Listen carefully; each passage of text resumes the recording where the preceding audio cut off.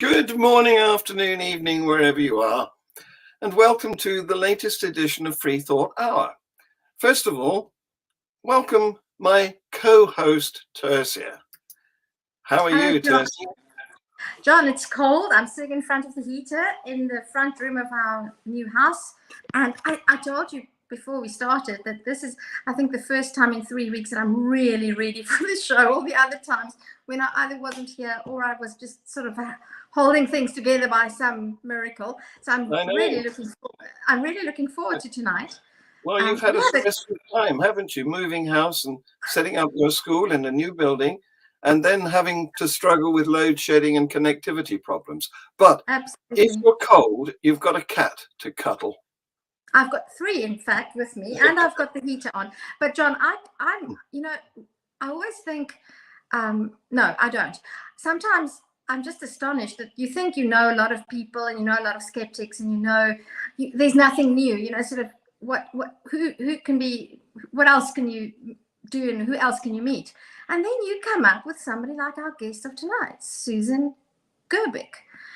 Well, and how do you do this? You're a wonder worker. Well, there is a story behind that one because, as you know, I staged a show in London recently, which was attended by Richard Dawkins, Lawrence Krauss, and some other notable people. And at the beginning of that show, I asked for friends to send us a 2-camera greeting, wishing us a good show, And one of the people who did that was Susan. So that's how I got to know you, Susan. Welcome. So you showed that to Dawkins? It was, it's you can go to, because this activity was done on behalf of Atheism UK, because I'm the president of Atheism UK. And so if you want to see the videos that we took of that show, including Lawrence Krauss and Richard Dawkins, all you have to do is go to the Atheism UK channel on YouTube, and you'll see me doing my stuff there too. Did he say, I know her? No, he or did Krauss say that? Hey, I know her. Why do I know her? He was in the green room at the time I showed that clip. So he didn't actually see it. Oh, that's funny. Oh, well, he would have said, I know her. I had lunch with her or something. I don't know. I know her from somewhere. It's a small world, isn't it? Eh? So our world is, yes, very small. Yeah, a little niche market we have here. So I want to tell our audience a bit about you because you are very impressive. I like to think of you as the modern day female version of James Randi.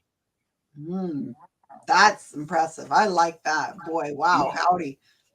Well, this is because you've got a reputation for debunking mediums, people claiming to be mediums, and you've actually won an award from the James Randi Foundation. I'm looking to see what that award was called. The award for Skepticism in the Public Interest. There you go. So not many people have one of those. No. Yeah, James Randi was a friend of ours. He was a sweetheart. I miss him all the time. October will be the 2nd year without him. Boy. Yeah. Incredible person. Incredible. Absolutely. So it's an honor to be able to say that I could be following in his footsteps. I am following in his footsteps, but I'm only like a little part of a little toe of James Randi's feet. But yeah, I am definitely doing as he did. Well, can you tell us a bit about those very doings, these debunkings that you do? Are they on stage? Tell us about what happens. Oh my gosh. We only have an hour. How can I do this? So, wow. Okay. So I have been involved with a lot of different organizations that, well, not a lot, but a few organizations that we would try to figure out what's going on with mediumship. What is a medium, first of all? Somebody who claims to be not a large. It's not a large, yeah. Somebody who claims to be able to communicate with the dead. Yeah. So all psychics, all mediums are psychics, but not all psychics are mediums. Some Oh. psychics just all tarot, I want to write or- that down. Sorry, Susan, I want to all psychics are mediums, but not all mediums. all mediums other way are around. psychic. Mhm.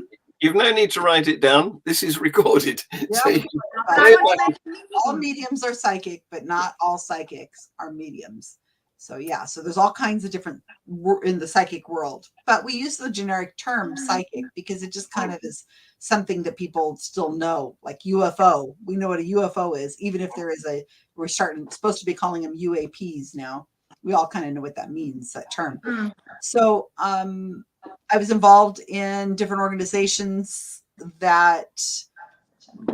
and I've known a lot of people who research mediumship. They've done impressive work, but mediumship is a crime on women. So it is 90% of the people who attend are women, who are getting the readings are women. Not all, but most of them. So I'm pretty unique. I think there's a woman in Australia who has done a lot of research on mediumship and as far as cold reading, hot reading. And I am probably the only unique person who's putting on stings. And I usually involve women when I put on stings because the target audience is women. Whereas in the past, most mediumship stings or any kind of investigation into mediumship is almost always done by men. And so it's not, it comes off as like a mansplaining kind of thing. And the women tend to be like, oh, gee, I feel stupid. Thank you for explaining that to me. But no, we need to approach it with compassion because the people who are being victimized by this, these are people in very vulnerable positions. They are experiencing grief. They may not have fallen for something like this in the past. So it's very compassionate kind of thing. James Randi was a very compassionate man, but I'm able to use social media to investigate, to infiltrate. It's a really interesting thing. So I have a channel now on YouTube. I hope everybody goes and checks it out. It's called Psychics Explained, or if you change it up a little bit, Psychic Sex Planed. If you look at the words, it's Psychics Explained on YouTube. I'm going to go with it because I think I'm going to get more people who are going to want to view Psychic Sex Planed. But what I'm doing is I'm trying to break down readings because when people say they had a reading, it feels very authentic in a lot of ways. But a lot of it is wordplay and other tricks that the medium uses. But I don't think that the psychic, there you go. Change it so it says Psychic Sex Planed.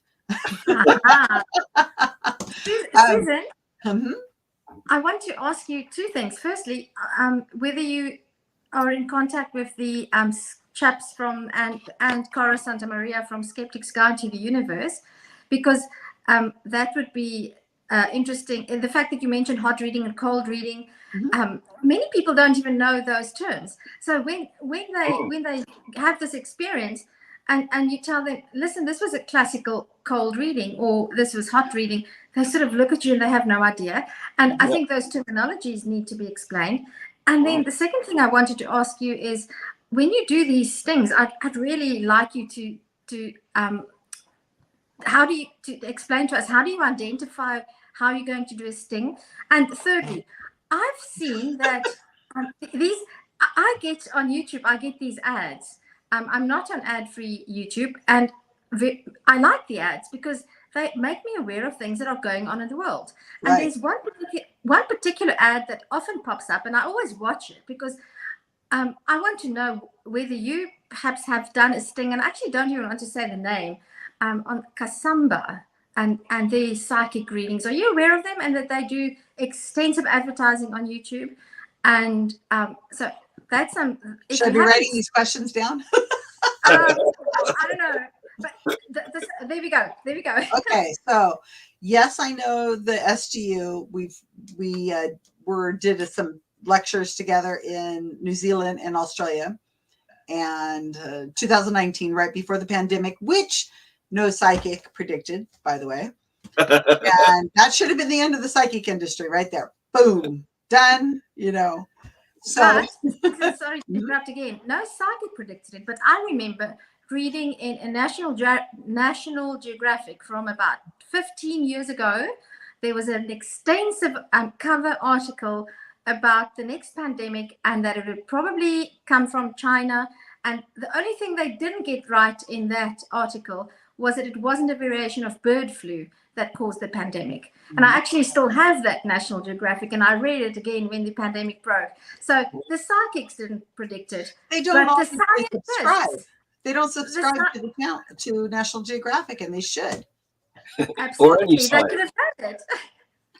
Or any, yeah. Okay. So yes, I know the SGU. I know them well. I've been on the show a couple times. We've written, I also run a Wikipedia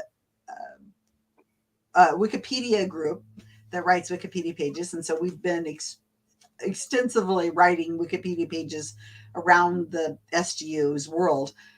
Okay. So that's one question. The second one is hot reading and cold reading. Cold reading is typical. That is what most psychics do. And that is saying things in a general way that affect most people, but makes people think that it sounds specific.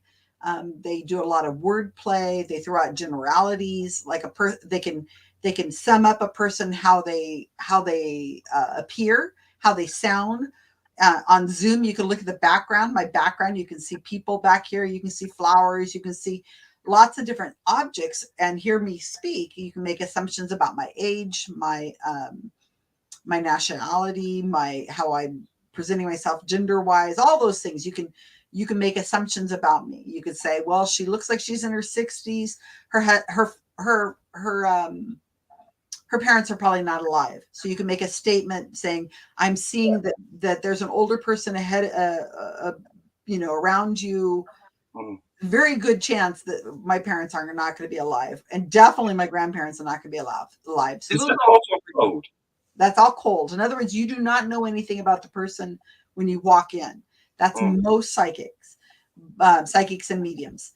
Hot reading is what I specialize in, and that is a very small group of people who have information about a person before they get to the sitting. Whereas, like you said, Tricia, you were talking about how you'd done a little research on me beforehand. So yes, that would be hot reading. If you were to go into my background and looked at my posts on Facebook or did a Google search of my name or looked at one of my Wikipedia pages, maybe the one in Afrikaans, you could get some information about it. Things I might have completely forgotten I'd said on a podcast, an interview. Maybe I talked about my first grade teacher. I don't know, maybe, and you would be able to say something about that teacher. I don't know. Those are all hot reading tactics. It's very rare, but there are certain psychics that will use it often, and that's my speciality. So when somebody is hot reading, they've got information about you ahead of time. Then the stings I put on are I plant the information. So I have somebody assume a character. The character that they take on has nothing to do with the person they're playing, real life personality. And then we give them a fake background, fake history, and we plant it. Then we feed it to the psychic by Facebook posts or email or something of the sort. And then the psychic, if they take the bait and they replay it back, then you've caught them. Whereas cold reading, it's hard to catch somebody because a cold read is just general statements. So it's hard to tell, are they really hot? Are they really talking to the dead, or are they just reading me? So a hot read, there's no ambiguity. It is, you've busted them big time. There's no way they could have gotten that information. And we double blind it. So there's not possible for the person who's the sitter who's going doesn't even know what the information is that's on their Facebook page because they're not connected to it. So the only person who knows what's on that Facebook page or that email we sent is the psychic that we sent it to. Yes. Or placed it for, baited them. Yes. And the person who wrote the Facebook page, made the post, or or wrote the email, and that person has no contact with the event. So that's hot reading. So even the subject doesn't know the character they're supposed to be portraying. No, we double blinded it. This something my son came up with. He told me that one day. He says maybe you should double blind it somehow, and that way the psychic can't say I got it out of their mind, because they don't even know. No, so, indeed. Yeah, so we've done a bunch of different stings. I involve people from the skeptic community, mostly women, but because they are the bait. They look like they would be. They're the demographic. So why do you think? Why do you think women are the audience, the niche market for this sort of thing? We don't know. There's a lot of speculation about it, but Mick West, I don't know if you know who he is from our community. He's the UFO. Well, he did a lot of things, but right now he's really big on UFO. I just saw on Twitter, he posted a video of the people waiting to go see the UFO committee in Congress. And it's just man, maybe a woman. You know, it's the UFO world. It is almost all male, whereas the psychic world is almost all female. It's ghost hunting tends to be a little bit of both, mostly male. Moon landing hoax, 911 conspiracy theories, almost all male. Bigfoot, mostly male. It's an interesting. We don't know.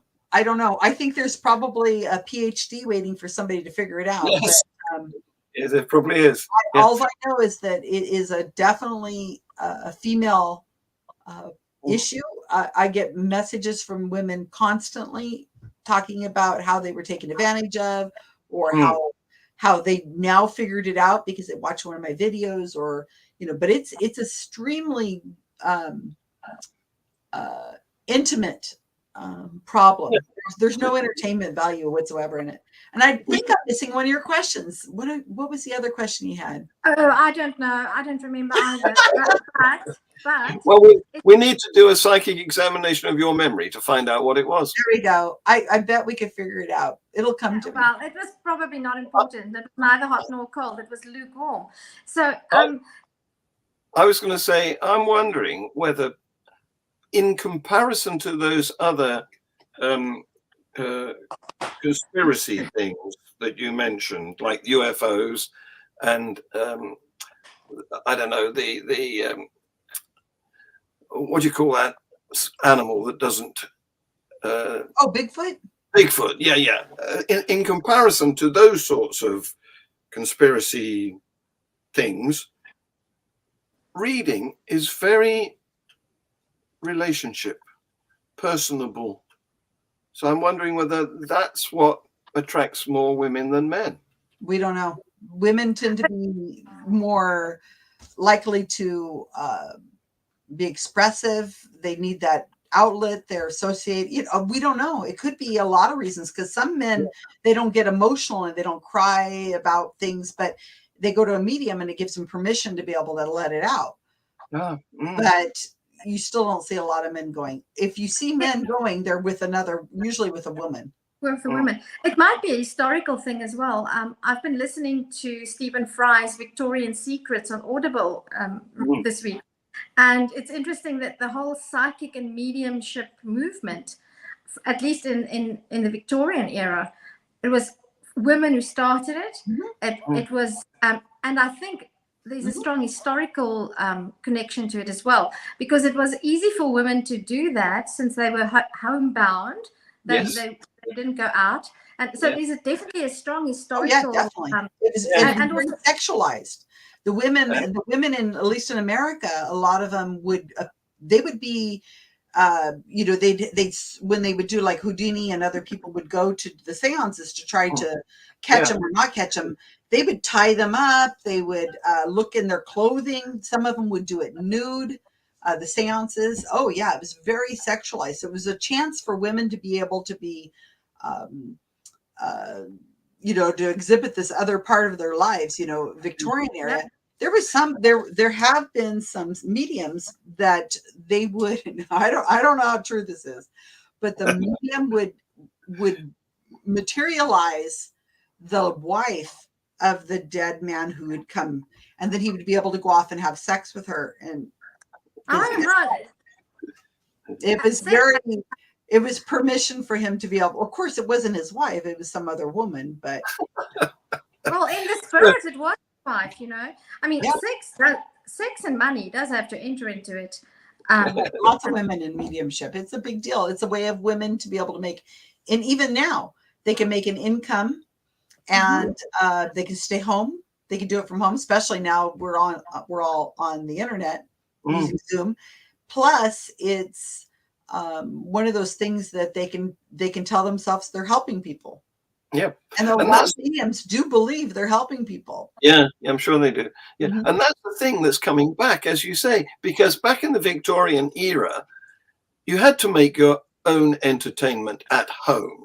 You know, everybody had a piano in their front room and you gathered together and you sang with the family and so on, because there wasn't much entertainment available easily outside of the house. Right. No television, no radio. And it's coming back, as you say, since lockdown, we are all much more homebodies than we were previously. Very likely. The mediums, when the pandemic, again, let me just remind you, no psychic predicted that we would be in a world shutdown with economies and millions of people dead. No one predicted it. And I've already written an article on that. We went through social media. I went through websites. We went through every popular psychic and we made screenshots of everything, their websites, and they were planning events, you know, like John Edward, the great John Edward, he was going to Australia and he had to cancel because this pandemic. So why did John Edward allow for these events to be scheduled during a time of the pandemic? Not only was everything closed down, but he wasn't even allowed in the country because Australia closed. So did New Zealand. Yeah. So how did they not know this? And then a lot of mediums would schedule an event and then cancel it because of the pandemic, and then their website would say, we'll let you know when it's safe to come back. Shouldn't you know when it's safe to come back? And some of these large name psychics, they would schedule it again and then cancel it again because the pandemic wasn't over. How in the world can we continue this? How could this industry continue after that? It's so obvious, but it still exists because there's a lot of people who are vulnerable who aren't thinking it that way. You can point it out to them and they go, oh, no. It still exists because there's still a demand. People want it to be true. If this was a faith, we would call it wishful thinkianity. Some need it to be true. Yes. So it's not just want to be true. They need it to be true. And of course, often psychic readings are about the past and people who are no longer here, not so much about the future. So I suppose mediumship, yes, it is. Yeah, mediumship. Yeah, but the psychics, because they see the future, or they're supposed to at least be able to see the future. I want to ask you, Susan, about women in skepticism, because it's not common to have women in skepticism, and it's sad because, as you say, often women are the victims of psychics and mediums and of unskeptical, even marketing. I mean, if you look at how many slimming products are nothing but, it's not even pseudoscience, it's just hogwash, you know, and as something like homeopathy. Women are mostly the caretakers of babies and children, and there was a time when I bought homeopathic remedies for my babies when they wouldn't sleep and things like that. And yet there are so few women figures in skepticism. I can think of somebody like Cara Santa Maria, and there's that one doctor, what's her name? She's also, I've forgotten her name. She's and this Psydoc, I think, or something like that. Von, of course I know her. Yeah, you probably know her in person. But it's not common for women to be active in skepticism. Why do you think that is, and what are we going to do about that? More importantly, because I think one of the reasons that I'm very passionate about women in skepticism is that women are mostly the primary caregivers of children. I mean, I don't know what the situation is in the United States, but the ratio in education of men to women in South Africa, I think it's maybe it's 1 to 4 most probably. I'm thumb sucking this, but there's definitely more women teachers than men teachers. So can you imagine if we had more skeptic women who raise their kids to be skeptic about things? Yeah. What are we going to do to change this? Well, I'm not going to agree with your premise. I think that because I started in 2002 is when I got involved in the community, and it was mostly white men, older white men. And that was just the way it was because we didn't have the internet. And when you go to a conference, they're not cheap. You have to go. They're not made for young people because young people have less vacation time. They don't have the money. They're taking care of their children. But when you get into your 50s, 60s, 70s, and 80s, you've got retirement. You've got more money. You've got vacation time. You've got more free time. You're not taking care of your children. You can leave them at home. So the people who attended conferences and so on were always older people who could afford it. And it's the same now. But since 2002, right about that time when I was starting to get involved, it has taken a huge leap forward. Now, you could go in and you see a lot more young people, and women are just as likely to be at the conferences as men. I mean, it's probably like 45% women, 55% men. It's a big leap. Oh, really? That is good news. Yeah, and the conference organizers have made a huge effort to bring in people of color as speakers and women. They've done a fabulous job of bringing women into the speaker roles. And as far as women in organizations, I run my own organization, About Time Project. That is my baby. And we have our fingers in so many pies, and I'm a woman. The Center for Inquiry is, the CEO is Robin Blumner, who's a woman. The leader of the European Skeptics is a woman, Claire Klingenberg. Lots of organizational leaders are now women in the organizations running things. So I probably think of a lot of people I forgot of, but yeah, Melody Kresher. I'm going to say her name wrong. She's got a hyphenated last name. Melody Tresher King. She's starting out. She's a science activist. I'll be going on tour with her in Australia and New Zealand this fall. And so women are really starting to come up. This is the time for women because their organizers are badly wanting to make sure we have women on stage. At least half the speakers are women. Yeah. So it's an old meme that women are not part of skepticism, but oh my gosh, we are taking over. It's incredible. So the women are in charge now, a lot more in charge. And the speakers, when you go to any kind of conference, are at least half. You're seeing a lot more of this. So we've made huge inroads. What we need is more youth, which is hard to get because they're attracted by a lot of other areas. I mean, even the atheist community, which is connected to the skepticism world I'm in, but it is like UFOs, atheism, homeopathy, they're all like connected, but I don't think of atheism community as, I don't know, it's just another area of skepticism. That's the way I look at it. And it has, I don't know how it's doing with its speakers, but it seems like that's still mostly male. There are probably some prominent female atheist speakers, but it's always been the four horsemen of the Dawkins and Hitchens and Harris and all those guys. But the skepticism world is really embracing women. And my organization is, I have a board of 5 people. Almost all of it is female.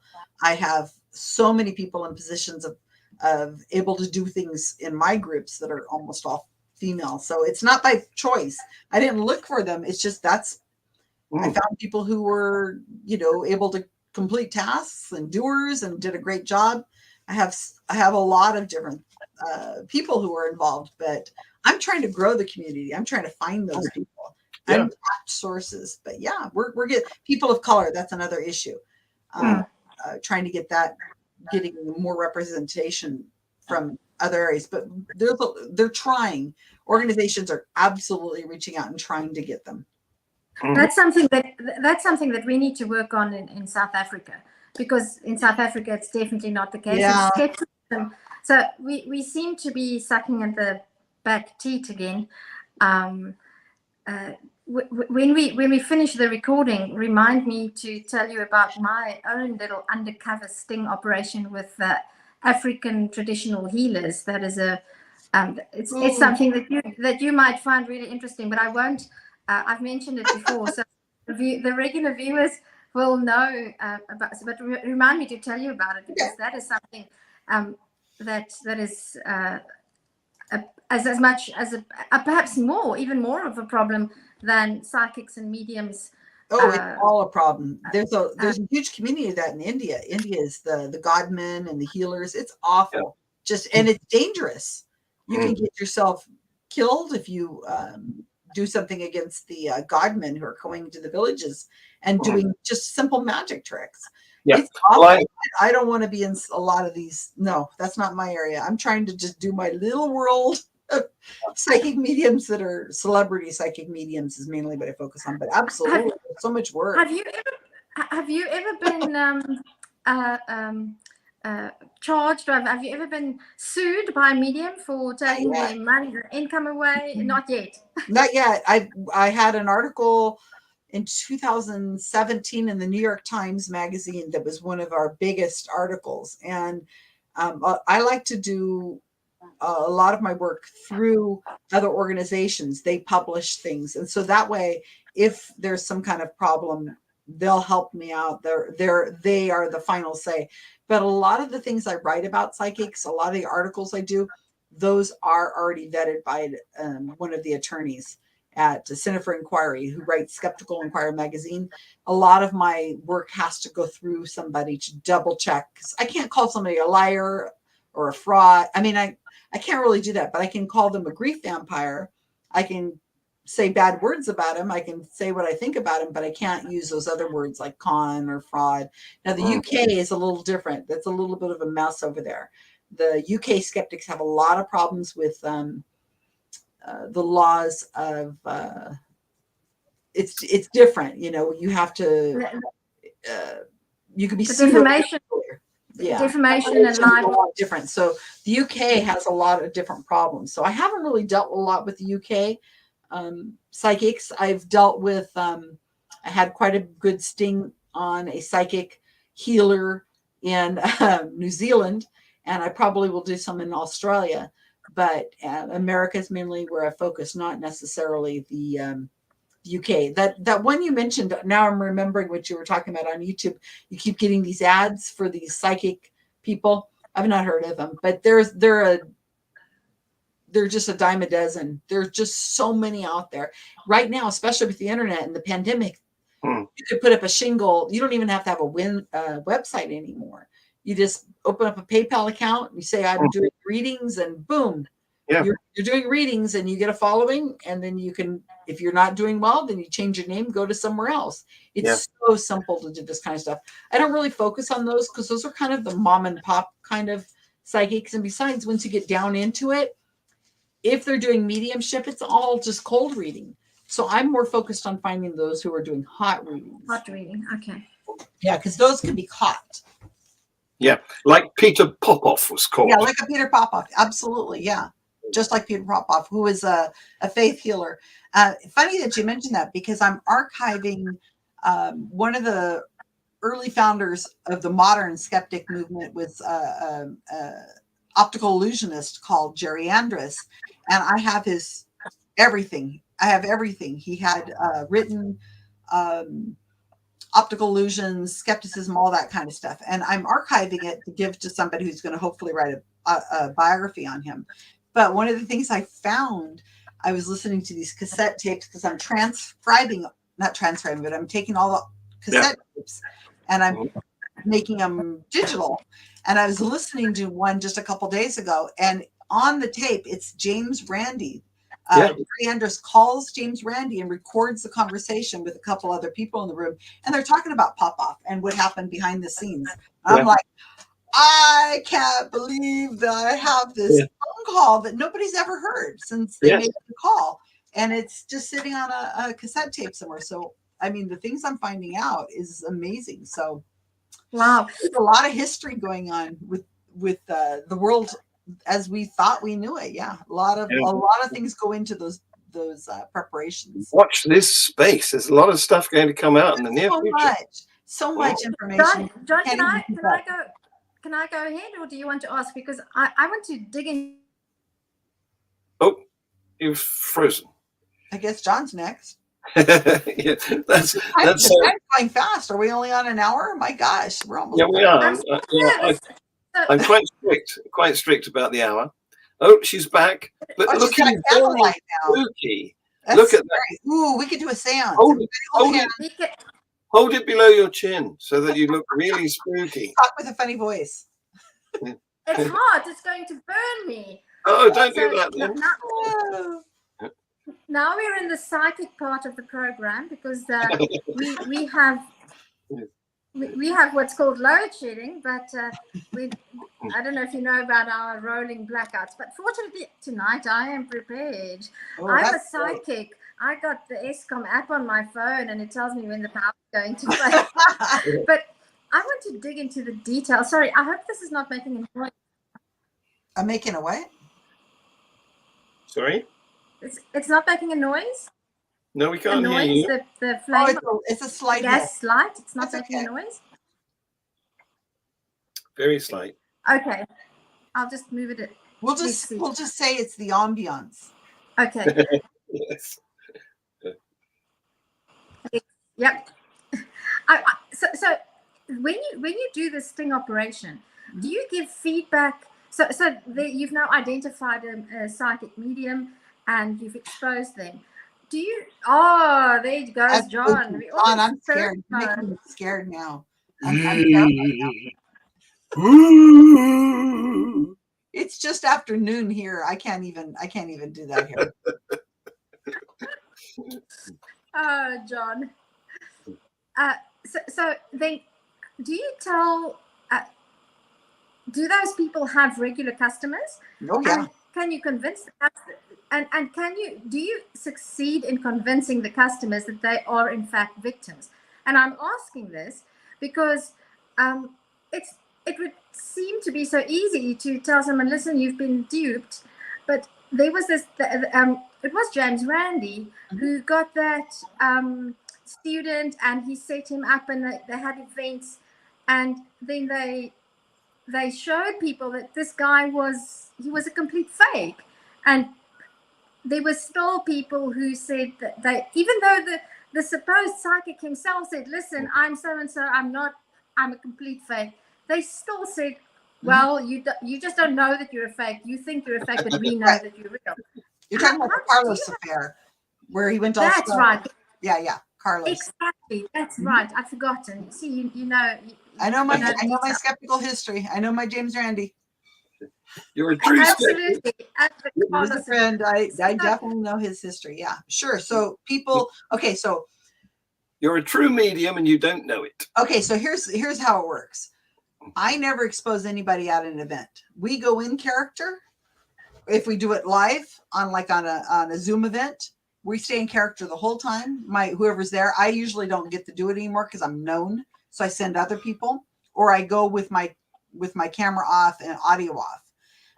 So we never expose a medium, even in person, because you're not going to convince anybody in that room that anything happened. There's no way. They're just going to say, oh, you're just an evil, horrible human being and no compassion, and absolutely not.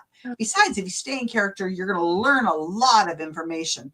So I've done 2, for people who are interested in this, you want to look up Operation Pizza Roll and Operation Onion Ring. And those are 2 stings I did on the same psychic. And they are, they explain everything. One was digital and one was in person. Operation Pizza Roll and Operation Onion Ring. And so we never reveal. There's just that's bad. Don't do it. It's awful. We wait until we're all done. We record, we re-listen to everything, we stay in character. Everything is done way after. And then when we write an article or something is published or a video is made, that's when the psychic finds out that they've been caught.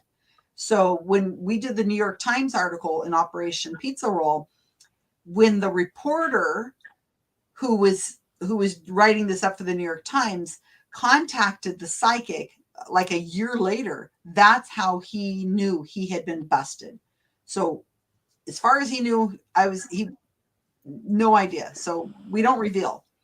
You're not going to convince anybody. And besides, you're going to lose valuable information if you try to reveal. So what you're missing is that the reason why people are going to these grief vampires, these psychic mediums, is not for entertainment. Yeah, Operation Pizza Roll, thank you. It's not for entertainment value. A lot of these people are really grieving. So there's another world I'm highly connected to, which is facilitated communication, which is a crossover with mediumship. It's because these people are very have not communicative. They have communication problems, and somebody holds their hand and moves it on a board, a letter board, or on a keyboard, and then the facilitator is like using the Ouija board effect or to write what they want, and the person who's being facilitated isn't even looking at the keyboard half the time. It's so obvious that it's a not working. It's pseudoscience, but you could show the parent how incorrect it is. You could say your child is not even looking at the keyboard as their hand is moving in the air. You can see he's not paying attention. And the exact same thing with psychic mediums. You could say, look, I caught him. See, it is so obvious. He's looking at your Facebook page. Look at the content you put on your Facebook page. Listen to what he said to you. It is verbatim what you said on Facebook. He is not real. But what happens in both cases is you're dealing with desperate, mostly parents who want to hear from their loved one, either who's there but isn't communicative, isn't able to communicate, or somebody dead. And once you're in that situation, once your child has communicated with you from beyond the grave or from their non-communicative state, even though they're living, once they've communicated with you and said, Mommy, I love you. Mommy, you're the best.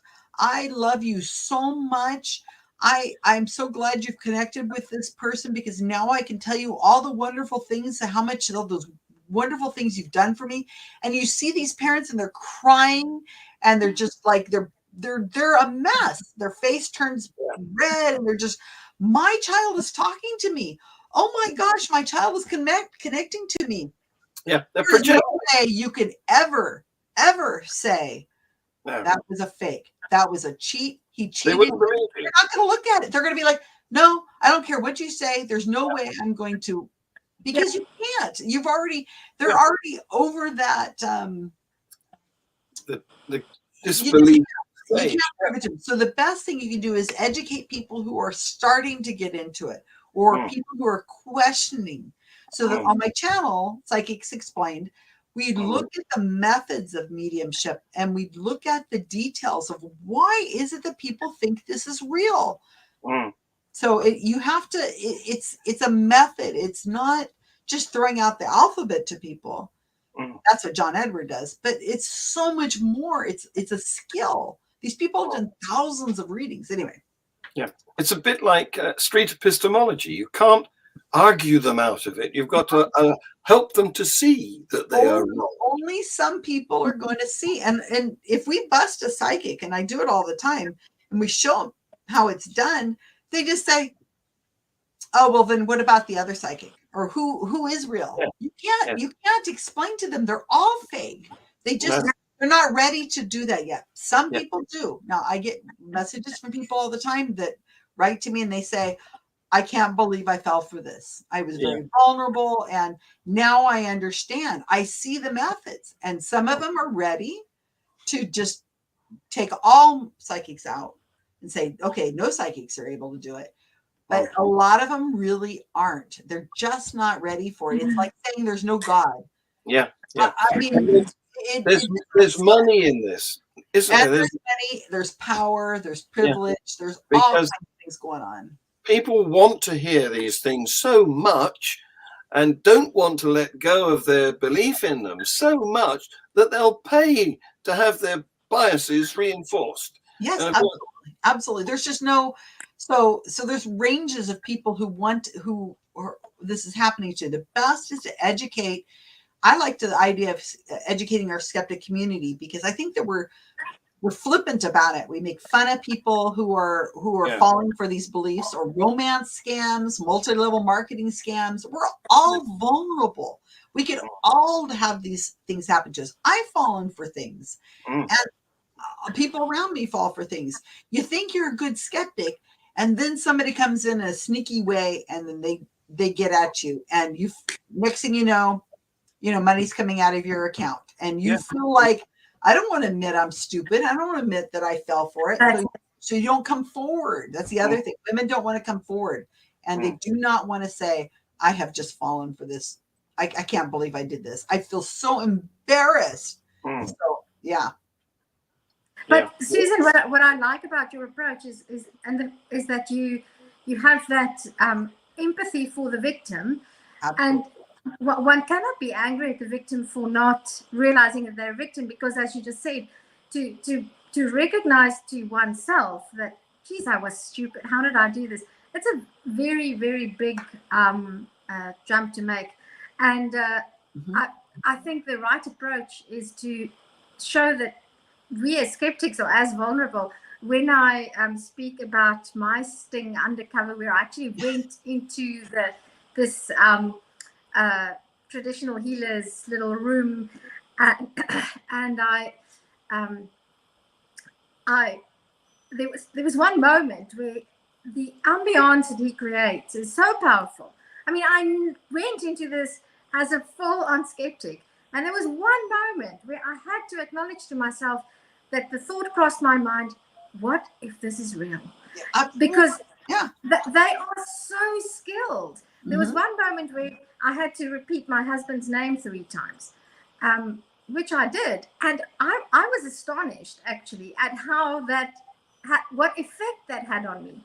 Can you imagine somebody grieving for the loss of a child? Absolutely. And I think we need to really, really emphasize that I didn't even think that I would fall for, even for a moment, just saying my husband's name out loud 3 times, it made me feel really, really creepy. Yeah. So yeah, that's really important. And people are really good. They're smooth. Like I said, they've done this thousands of times. So they know exactly what buttons to push. Like if you're going to a psychic here's a trick. Here's one trick I will show you. So you start talking to the person, you're getting them to an emotional state, and you start talking in this way, and you move in, and maybe you hold her hand. You say, they just want me to give you a hug. And then, can I give you a hug? And man, you'll lose it. You will lose it. And your loved one from the other side is telling me to give you a hug. Is that all right? And they'll go, let me bring out this box of Kleenex for you. And they'll go, when they see the box of tissues. So it's like my boyfriend is Mark Edward, and he knows all about the psychic business. He was involved in it for years, but he talks about that, like bringing out the box of Kleenex at an opportune time. When you got them right on the verge of tears, you bring it out, and they lose it. And that is it.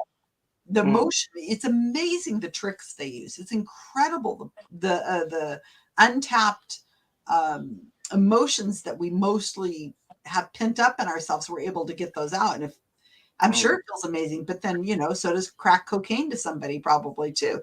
It's not healthy to buy into this, that you're helping somebody, that they feel better afterwards. No, it's a lie. It's never a right to lie to somebody. So it's wrong to do this kind of stuff to people. But they do it, don't they? They do it for money, some people. There's the famous case of the boy who went to heaven. And there was a book written about it. There was a film made of it. Money was earned. The story goes, he was driving home with his father. They collided with another vehicle. The boy's skull became completely detached from his spinal cord, but he didn't die.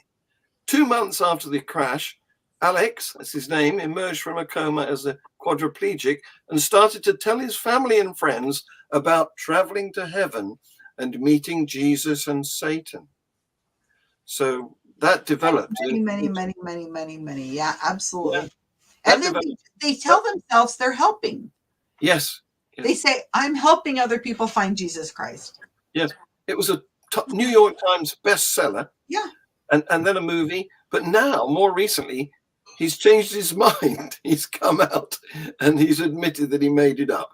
I did not go to heaven. I did not die. And people will still say, of course you did. You just don't remember it. You were too young. I said I went to heaven because I thought it would get me attention. And I'm sure it was, and I'm sure it brought in a lot of money, a lot of that beautiful cash that helps you forget a lot of things, especially if you donate a little bit of it to something. Oh, well, I helped out this church build its put a new roof on a church, you know. Yes. It's incredible what Susan, and something that I was just thinking about, these grieving parents, often parents, something that I think in the skeptic movement needs to pay more attention to. It's happening already, but I think we really need to pay more attention to, and that is how to teach people to cope with grief. Because if we can teach people to cope with grief, then they won't be as vulnerable to these things. And we need to focus in that respect. Do you do any lectures or speeches about the idea of a soul? Because I think, of course, that's the lamest idea that anybody ever came up with. But I also see that it's one of the most powerful ideas. This idea that there's something that keeps on living after you die. And that is actually what the especially the hot reading grief vampire industry, it rests on the idea that there is in fact something that does continue after we die. How would you speak to that topic of the soul? I don't have any. I'm staying in my lane. I don't know anything about that world. That's for a psychologist or somebody in that field to be able to deal with. What we would do is, I totally agree. If we were able to deal with grief and loneliness in America here, we've just started talking about an epidemic of loneliness and how that's impacting people's health and finances, and obviously falling for scams. Because you're lonely, you answer the phone and you talk to the person who's just going to get into your computer, or romance scams or whatever. There's a lot going on, but no, I don't have that expertise. I curate people who have expertise in areas. And one of the things we haven't talked about that we should is because I know we're limited on time, is the Wikipedia project that I run, which is called the Guerilla Skepticism on Wikipedia project.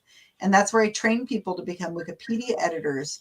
We're trying to change all Wikipedia pages concerning science, pseudoscience, people of science, everything in all languages possible. And I train them. It's a program that takes about 4 months to go through. And you have to be on Facebook. And you contact me through Facebook. You send me a private message on Facebook, Susan Gerbic. Make sure you get me, not my cousin, who's Susan Gerbic. Make sure you get the right person. And I will put you through a training course. You have to, there's a lot of things to learn, but when you come out, you will be a full-on Wikipedia editor, knowing how to handle most situations in Wikipedia. We put you in a secret cabal. I have about 100 people in that secret cabal. And I want to be in a secret cabal. How do I get into a secret cabal? You have to train to be a GSoW editor. It takes months to train. We have written 2,168 Wikipedia pages, and 45% of that is in languages other than English. And those 2,168 Wikipedia pages have been viewed. You know, somebody's opened the page 144,331,487 times. So what we're doing is we're trying to really impact knowledge and allow people who are questioning some topic. It could be UFOs, it could be homeopathy, it could be the coronavirus, it could be conspiracy theories, it could be vaccines, any topic, UFOs, Bigfoot, all kinds of stuff. They're starting to question, and then they go to Google or the internet and they put in the term, and they almost most likely are going to get a Wikipedia page. So it's important for us to get that Wikipedia page written really well so that people are getting the best information possible. And before this, we were talking about, I had one editor in South Africa, and he's written 367 Wikipedia pages in Afrikaans. And he's no longer editing for me, but his most viewed Wikipedia page he wrote was on coronavirus. So these, that's a lot of information out there for people. Yes. On a very serious note, conversation here.